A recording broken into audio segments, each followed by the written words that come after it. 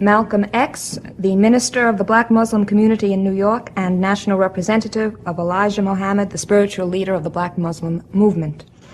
Mr. Malcolm, may I ask you to tell us something about the black Muslim movement in America?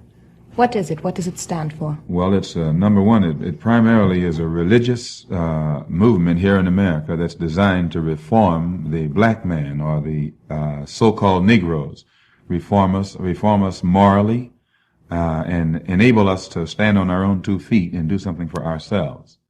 The Honorable Elijah Muhammad, our religious leader, teaches us the importance of doing something for ourselves now, rather than trying to continue to force ourselves into the white community or upon the white man.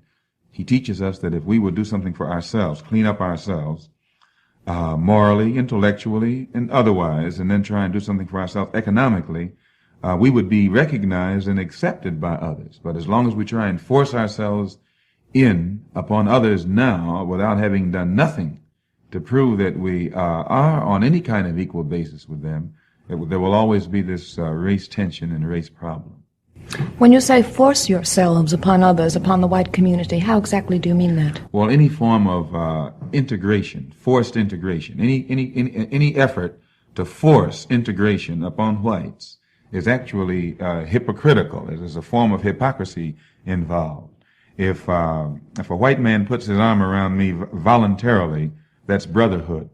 But if you hold a gun on him and make him embrace me and pretend to be friendly or brotherly toward me, then that's not brotherhood, that's hypocrisy. And what America is trying to do is pass laws to force whites to pretend that they want Negroes into their schools or in their places of employment.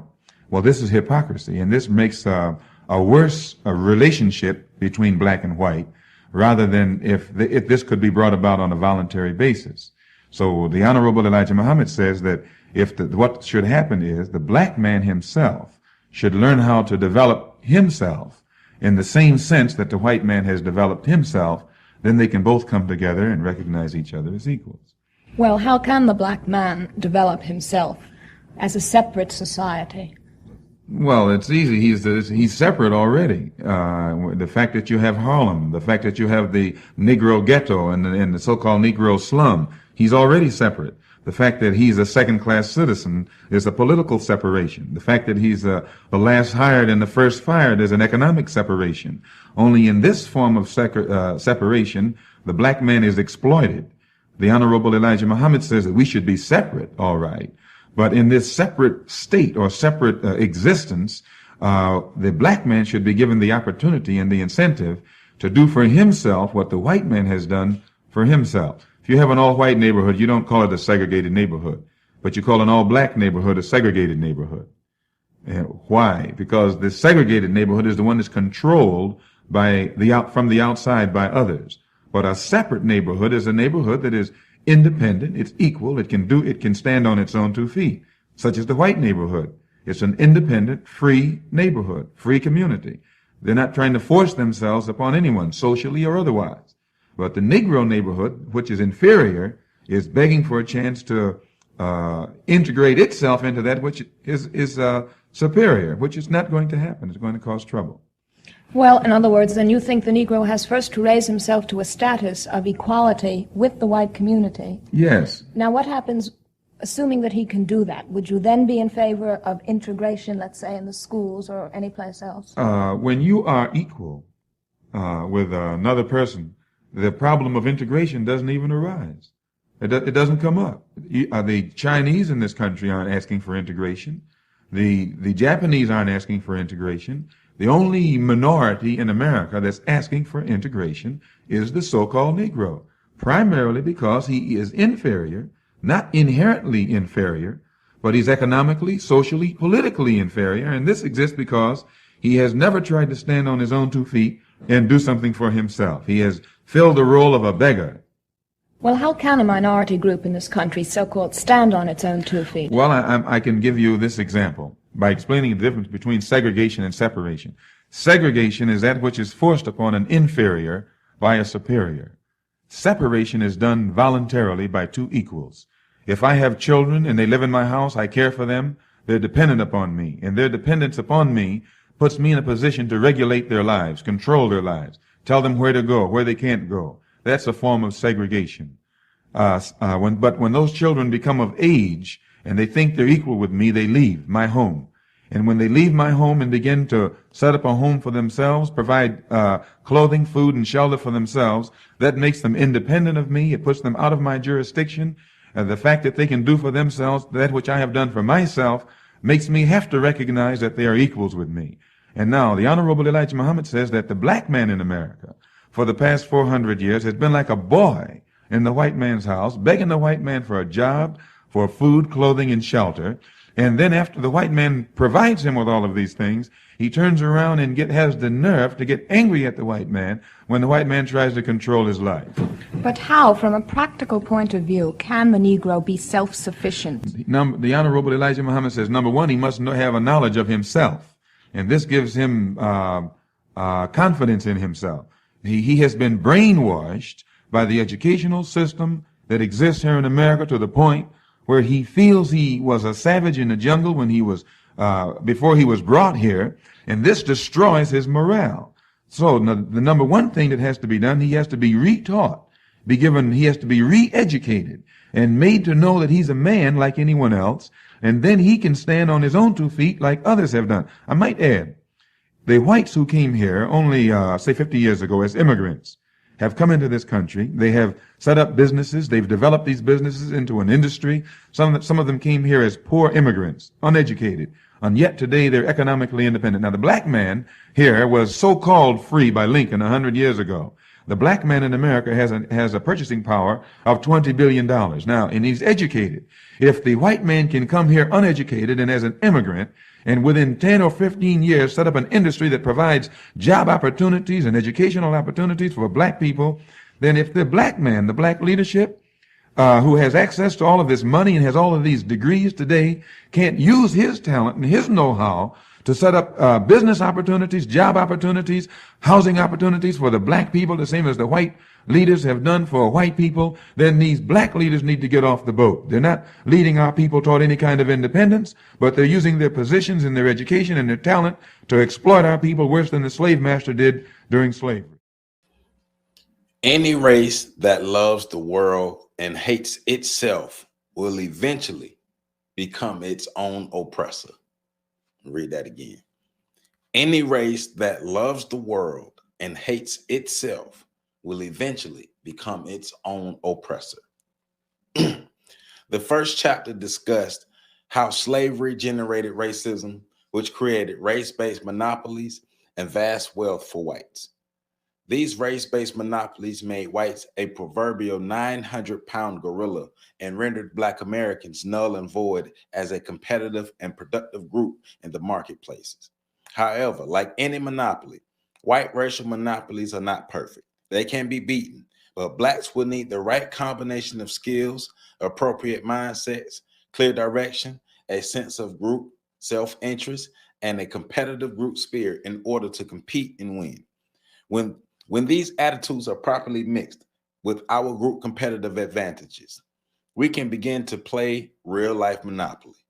In this chapter, we will learn about the keys and tools that can empower Black America and make it unified, self-directed, and economically stronger. Many will ask the questions: is it possible for Black America to transform itself into a state of economic and political competitiveness? Dr. Anderson's answer is yes. For those who are serious about building a new foundation of group wealth and political power, the first thing we must do is examine how we see, think, and behave regarding race matters. This chapter will contain many technical concepts that are essential to understand the action steps and principles recommended in later chapters. And welcome back. Happy Monday. Welcome back to On the Shoulders of Giants. I am Joseph Ward. I am reading Chapter 2, page 31, Chapter 2 of Dr. Claude Anderson's book, Powernomics, and Chapter 2 is The Keys to Empowerment. The video last week, I thought it was kind of funny that some people were in the comments. Some of their statements were, hey, we've already heard all the problems and things. Let's get to the solutions. And, not gonna lie, my first thought was, well, we are doing a book review, and it is chapter 1 of the book. And, we all laying the foundation. Everybody hasn't read the book. So we all laying the foundation. The purpose of the review is to go through the book chapter by chapter and section by section, and, give review of the book and give our thoughts, read it, and give thoughts to it. So, we're getting to the solutions now. So groundwork has to be laid. Some of y'all hold your horses. Everybody haven't read the book. Right? Everybody don't know everything, right? But chapter 2, keys to empowerment. So, like I said, he laid the groundwork of what racism is, how racism affected us, especially how it affected us economically, how economic monopolies were created by the white society off the backs of blacks, and what can blacks do to empower ourselves to be able to fight back. That's one of the things that, we covered in the compensatory code, is us being able to empower ourselves and build ourselves up so we can fight back. And this is just a part of the economic piece, but we're also getting into how we can repair ourselves on many different fronts. And this is the economic front of how we can repair ourselves, but it's also on the psychological front, because one of the things that Dr. Anderson is going to get into in this chapter is 4 key things that we need to do to help change our situation. One of them is changing our perspective. So I'm on chapter 32 now, and we're getting into distorted perspectives. So make sure you like, comment, subscribe, and share this video. Hit that like button, hit that like button, hit that like button. All right. So our experiences give us our point of view. Like Alice in Wonderland, looking into the mirror, what we see is distorted. It is not reality. Yes, what you perceive, we believe, and what we believe eventually controls how we behave. That's important. As Black people, we tend to see ourselves and the solutions in our predicament through the eyes of non-Blacks. We have done this for so long that we do not question whether or not our perception of realities whether our perceptions of reality are accurate. When we fail to challenge what we have seen and believe, we allow distorted views to lead to inappropriate behaviors. It is now time for us to correct the distortions by changing rather than keeping our perspective. And that's one thing I am big on, and I've worked on for myself, is changing my perspective, gaining a new perspective, gaining as much knowledge as possible, surrounding myself with different perspectives so I can gain new perspectives, because, I'm always saying, well, what we're doing isn't working. Well, if what we're doing ain't working, why we keep doing it? Why do we keep repeating the same actions, the same steps, the same things? We just keep doing it over and over and over and over. What's the purpose of continuing to do something over and over when we know it doesn't work? Like we have mountains and mountains and mountains of evidence to show that these strategies, these tactics, these things, these mindsets, all of this doesn't work. It doesn't work for us. It hasn't helped us improve our situation at all, but we keep doing it. Why do we keep doing it? Because the perspective hasn't changed. There has been no paradigm shift. There has been no different programming that was put into the minds. That's the whole purpose of the psychological reprogramming of ourselves, is to have a different program, a different paradigm, a different perspective. You have to think different. We actually have to think outside of the box. And that's what we're getting into next. Outside of the box thinking.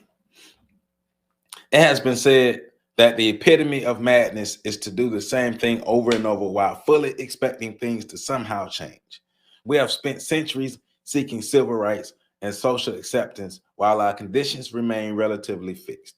As long as we continue to perceive and respond to our socioeconomic situation in the same old manner, we should expect to get the same old results. If we want different results or an improved lifestyle, we have to see, think, and act differently. Our national empowerment plan must be based on new collective out-of-the-box thinking. Every social, political, legal, economic policy and practice that relates to Black people must be rethought so that we can find creative channels through which we can emerge as a competitive political and economic force. Stop doing the same thing over and over. It's crazy. We look crazy. We look crazy. We look stupid. We look stupid. That's what it is. We look stupid, continuously doing the same things over and over and over, and really expecting a different outcome. Like, I do think young people need to do a better job of studying history, because I've encountered a lot of young people in my time on these college campuses who they come in bright-eyed and bushy-tailed, but unlearned. And when you come in bright-eyed and bushy-tailed and unlearned, you do the same failure things that the generation before you did. And you do them because they were highlighted and they were celebrated and they were romanticized, but it didn't work. But the younger generation, my generation did, a generation under us, you just repeat the same things because that's what you saw. That's the program that was given to you. Until you can see the light, until the switch can be flipped, until you can have a different perspective and really be in the space where you can accept a different perspective. Always be that empty cup ready to be filled. Of course, know how to sift the bullshit, but always be an empty cup ready to be filled. Conventional wisdom and perspectives will never solve the puzzle of racial justice, nor empower Black America. Racial inertia and competing social and economic forces are too strong. Black Americans have been locked outside of the system for so long that we need to learn a new perspective in order to connect the dots. Think outside the box. Stop doing it the same old conventional way. There are other ways to do it. You know, when I was growing up, they always used to say it's more than one way to skin a cat. It is. Critical thinking used to be something that was required. Now, you'll be lucky if you find somebody that can actually think critically. Critical thinking needs to go back to being a requirement. My mom, in my house, my mom she had a saying when we used to do things that wasn't too smart. She used to say, man, look, if you had a brain, you'll be dangerous, which means think about what you're doing. Think about what you're doing. Be observant. Her saying for us not being observant was we're looking for something and you keep overlooking it. If it was a snake, it would have bit you. Slow down and be more observant, but think critically about everything. Think outside of the box. Think of different ways to think about something that you never thought of before. Just do it. I guarantee you it'll help rather than continue to hurt because you keep doing the same thing over and over and over because the mindset hasn't changed. So he goes on to say on page 33, Dr. Anderson goes on to say, we get into our dilemma as a group, and since racism is a team or group competition, what I keep saying, we must play and win this contest as a group. Our new perspective then must be one of group solidarity. When the skin color team loses, everybody on the team loses, regardless of job, income, or education. In team competition, it is the responsibility of every member of the team to be sure his or her actions result in a team win. How many times have I said that? Everybody on the team, male and female, adult and child, are responsible for doing their part to ensure that this team wins. Nobody gets a pass. Nobody gets a pass. Nobody. Everybody, especially the adults, but every adult, male and female, you are responsible for your part of this team winning, and you are responsible for your part of this team losing. We all have a job to do. We all have a job to do.